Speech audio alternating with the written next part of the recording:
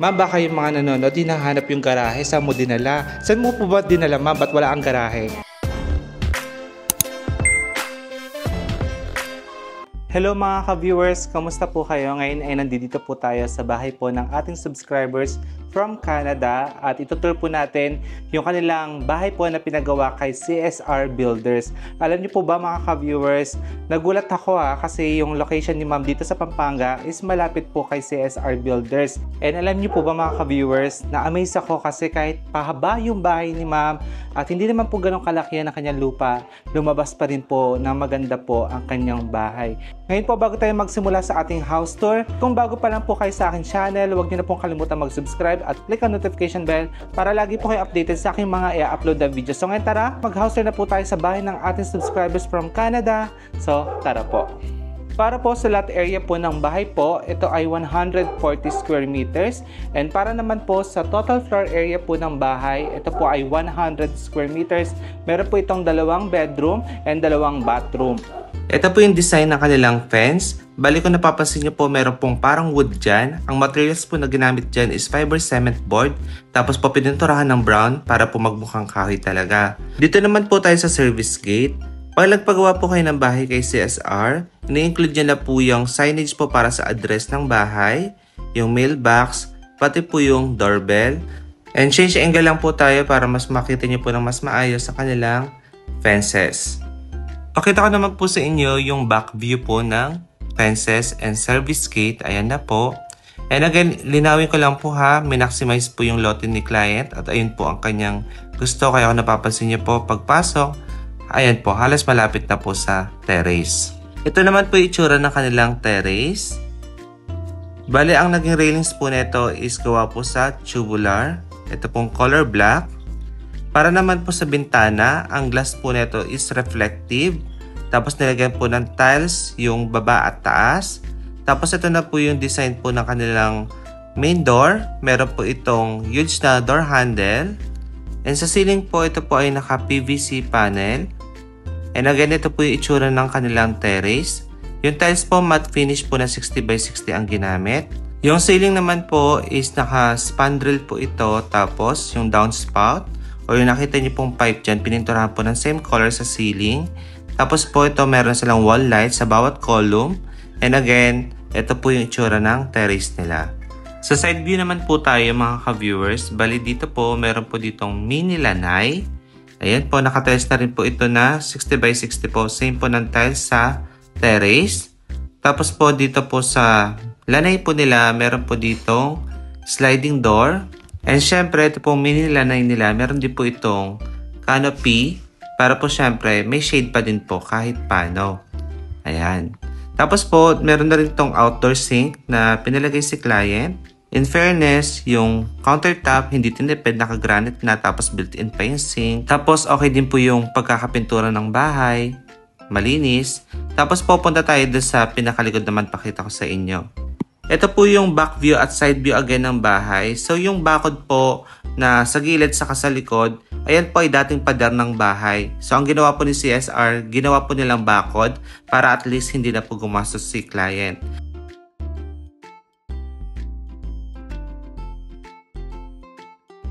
Sa 100 square meters mga ka-viewers, ang request po ni client is talagang i-maximize po yung space. So ito po, yung kabilang side, kaya po ng 1 person makadaan po dito. And doon naman po sa kabilang side, ito gaya na itong back view, maluwag. Pasensya na po kayo sa ingay. And dito po sa back view, maluwag. And even po, itong side na ito, maluwag din. Ayan. So ito po, dito nila niluwagan. At least 3 person po pwede makadaan. Ganun siya kaluwag. Bali mga ka-viewers, napakita ko po sa inyo yung labas, no? Baka marami ang nagtataka, marami ang nagko-comment, ba't ganyan Sir Billy, wala pong garahe yung client. So don't worry guys, sa tapat lang po nito meron pong extra lot yung client doon para po sa mga sasakyan po nila. And ayun nga po yung gusto ni client. Since nasa Canada po sila, at least meron silang uuwian na bahay dito. Kaya yung gusto niya kahit paano, maluwag po yung maging itsura po ng house. Kaya ayun po. No? So again, may extra lot sila para sa garahe. And now ay pasok naman po tayo sa loob po ng bahay at check po natin yung ginawa nila doon. Pagpasok po sa loob, ito po yung kanilang living area. High ceiling po ito at napaka-presko po sa loob. So ito po yung back view ng pintuan, which is meron pa rin pong huge na door handle. And nagustuhan ko po sa bintana nila. Talagang hindi po tipid. Lagi ko naman sinasabi sa inyo pag CSR po.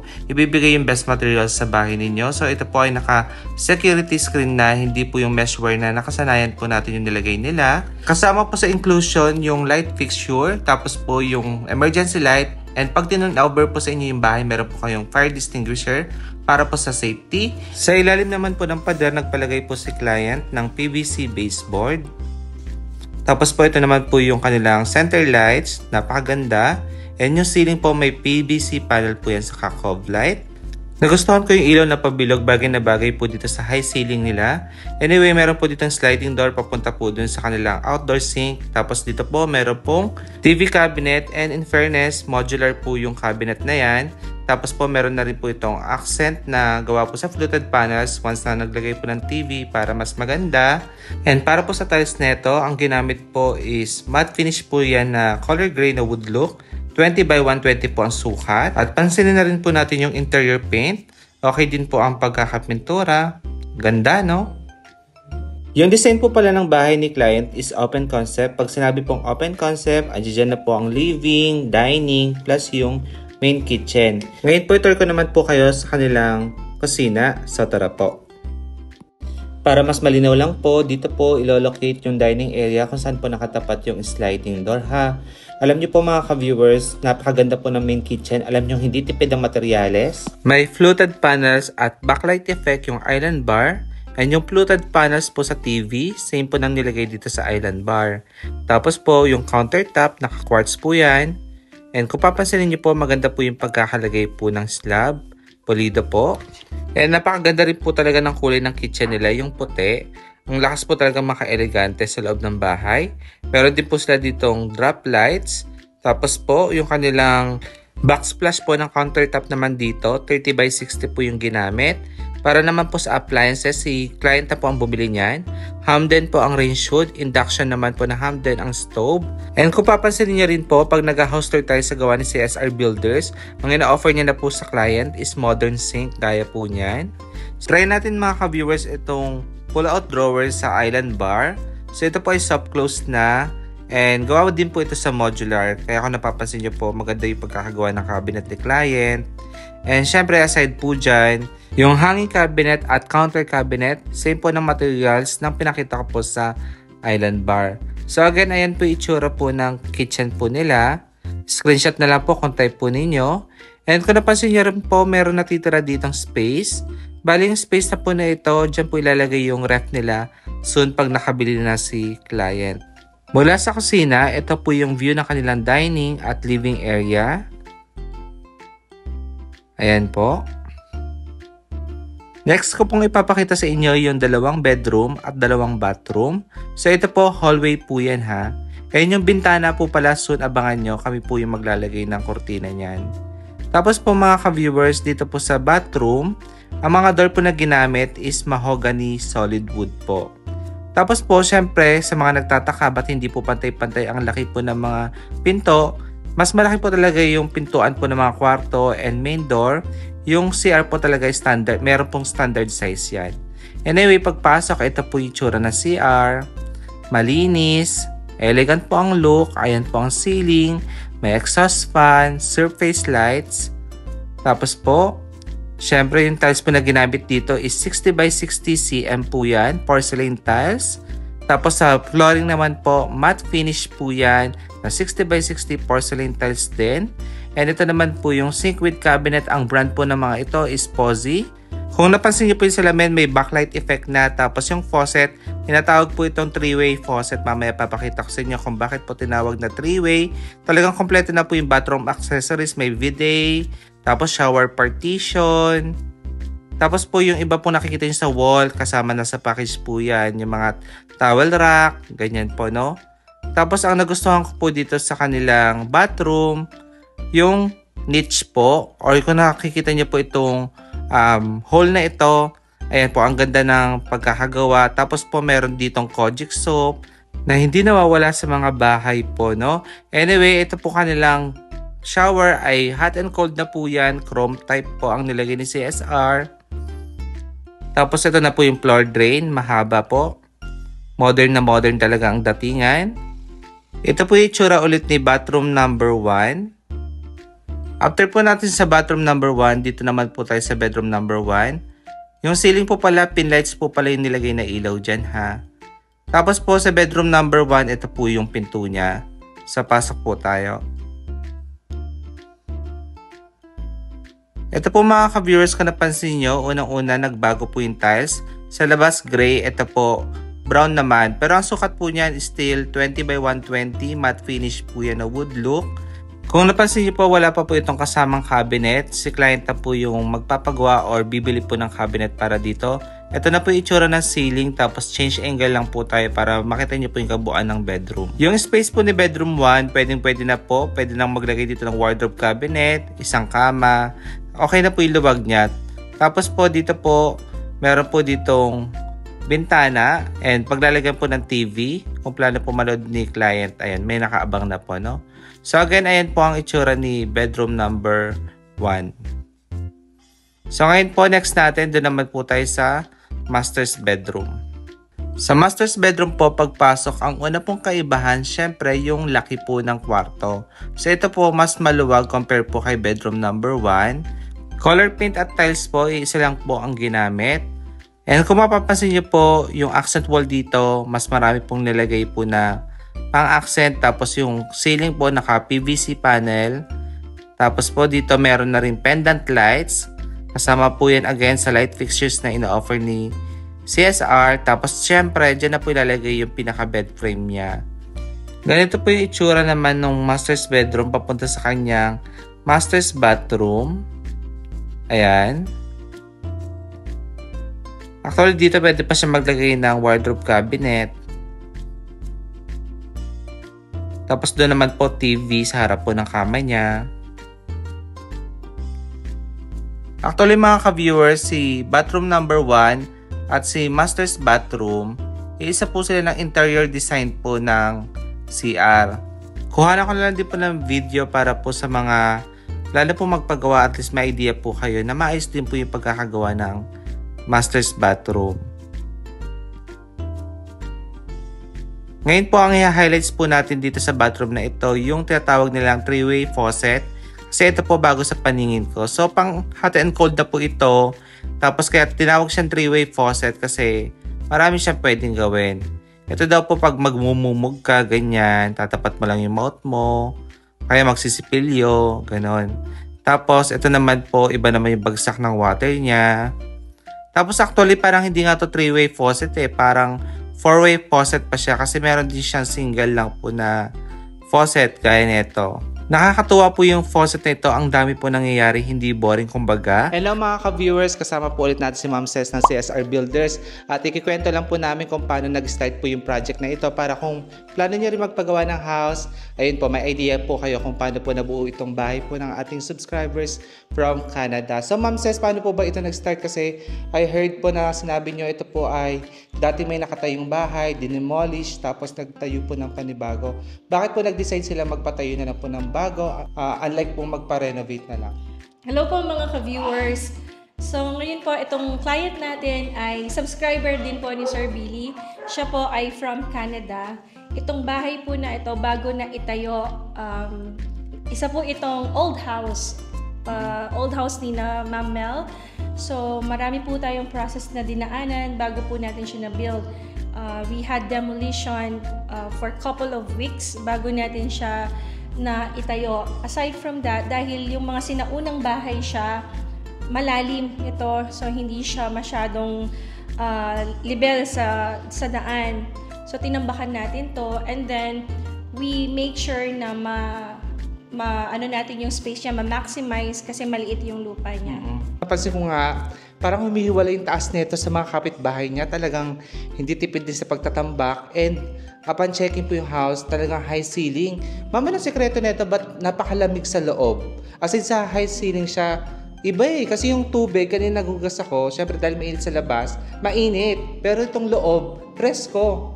So yung ano po nito, yung insulation ng ating roofing, hindi lang siya yung normal insulation na ginagamit. Aside from the roofing insulation, meron tayong tinatawag na SCG thermal, which is pinapatong siya sa on top of our ceiling. So double insulated yung bahay. Okay, kaya pala talagang presko, no? Kahit wala pa tong aircon, mga ka-viewers, ha? Ako nagsabi sa inyo, hindi lang ako naka-electric fan. Kasi nga tawag dito, pawis lang talaga kasi galing sa labas. Alam niyo naman, nag-vlog ako. Pero walang hangin, malamig sa loob. Ito ay elegant finish. High ceiling siya. Kung makikita yung design sa labas, lahat ng binibuild namin to, akala nila may second floor.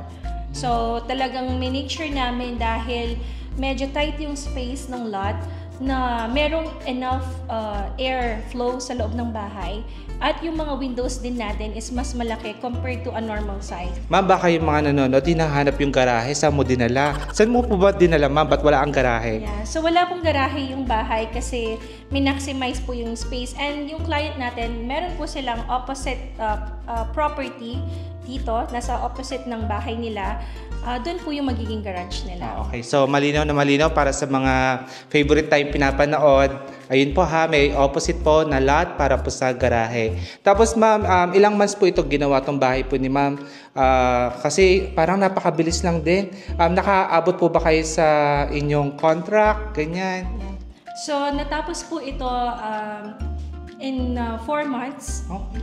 Yung pagbibuild, kasi meron po kaming in-spend na at least 3 weeks doon sa demolition, at nagtapon pa kami ng mga debris from the demolition na demolish na house. So within the contract, ano pa rin tayo, contract agreement natin. Ahead pa rin po. Ahead pa rin tayo. Ay, wow. Ma'am, dito kasi sinabi ko sa kanila na kasama na sa inclusion ng pinagawa sa bahay yung mga light fixture. So ano pa po yung mga sinama nyo aside sa mga light fixture po? So pagdating sa packages natin, kahit na elegant finish siya, meron tayong mga clients na minsan hindi nila pinapasama yung ibang mga inclusions like the cabinets and all. Dito, sinama natin yung mga modular cabinet ng kitchen nila, and then yung sa may entertainment wall nila, and pina-exclude lang ni client yung mga cabinets niya sa mga bedrooms. So again po, hindi po yun dahil ayaw namin i-install or nakalimutan. It's because preference yun ni client. Ma'am, sa mga plano po magpagawa gaya nito, ako nagustuhan kasi siya. Sa dami na pinakita kong bahay, ito yung, siguro kung may tamang budget ako, ito yung naging favorite ko. Ma'am, mga magkano po ba ang price range since sa Pampanga po tayo located? Kahit range lang ma'am, para may idea lang sila. For this kind of house, prepare a budget of 3.1 to 3.3 million. Okay. So ayun po mga ka-viewers, range po yun. Pero again, wala pong appliances na included po doon. Yung lote po, hindi rin po kasama ha. Kasi usually iba pong nagko-comment sa presyo daw kasama na po yung lot. Again, hindi po. Yung pagtambak lang ma'am, no? Yung pagtambak, yung pag-demolish kasama, and ginawa namin yung fence niya sa harap. Okay. Yung the rest of the 3 sides of the fence po, existing po siya, pero inayos namin siya at pinink namin. Okay. So ayun po mga ka-viewers ha. So at least nagkaroon po kayo idea regarding po sa price range po ng bahay. Pero again, lilinawin ko lang po na ang presyo po ay nag-iiba kasi po ang materialis po. Wala po yan fixed po na presyo. Nagbabago po yan time to time. Kaya po sana maintindihan nyo kung meron pong nag-iiba sa presyo, no? Pero again, gaya nga po ng sinabi ko, and so far marami naman pong ginawa si Ma'am Ces na bahay, may kontrata po kayong susundin. So doon po sa contract, masusunod po yun kung ano po ang napag-usapan po ninyo.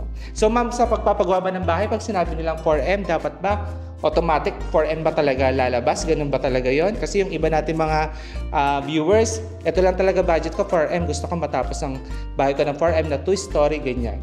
So kung may specific budget sila, hindi natin magagaranti na lahat ng gusto nila or lahat ng nasa wish list nila ay maibigay. Depende pa rin po yan sa architectural design, sa sukat ng iyong bahay, sa finishing touches na gusto ni client, at ano po yung mga add-ons like the modulars na gustong idagdag sa bahay. So hindi mo siya ma-fix into just a 4 million. Possible na may maitayo ka sa 4 million, pero it could not be kung ano ang gusto mo. Okay. So ito ma'am, for example, nagkaroon kayo ng first agreement for the price pero nag-iba din dahil meron mga add-ons. Dito si ma'am nagpa-tempered glass siya sa lahat ng windows and sliding doors. So meron siyang konting dinagdag para doon sa mga, sa mga tempered glass. Okay. So, ayun po mga ka-viewers, again, although nagkaroon po ng agreement regarding sa presyo, pero syempre kung may add-ons, may mag-iiba po, no? So, yun naman, again, may kontrata po, kaya wag po kayong matakot po, no? Meron po ba kayong available slot para po sa magpapagawa? And hanggang saan po pala yung kinikater ninyo, ma'am? Yeah. So, currently, again, hanggang October 2025, fully book kami. At meron na po kaming naka-line up for 2026 January. So, kung may plan po kayo for next year, maigi na. Kontakin niyo po kami ng mas maaga para po ma-plan natin yung inyong pagpapatayo ng bahay at mabigyan po kayo namin ng slot for the build for next year or even for 2027 if you have the plan of building your house. Sabi nga po nila, ma'am, kung bakit dito kayo magdagdag ng tao. Talagang gustong-gusto nilang kunin yung servisyo ninyo. Ang daming gustong pumila. Si CSR po kasi hindi naman po sila tanggap ng project lang.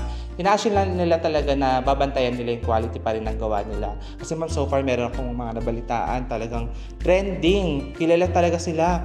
Pero yung mga napupunta akong bahay, puro sablay yung sinasabi. So ayun po mga ka-viewers, sana maintindihan nyo yun. Kung gusto nyo magpagawa, mag-antay lang po tayo. Ayun nga po yung ma-assure ko sa inyo, hindi po sasakit yung ulo nyo. Anyway mga ka-viewers, nasa description box po yung kanilang contact details, Facebook page. Ngayon po, hindi ko na rin papahabain pa dahil magsusukat po tayo ng ating mga kortina dito sa ginawa pong bahay ni CSR. So again, maraming salamat po sa panonood. Ingat po kayo and God bless. Bye-bye!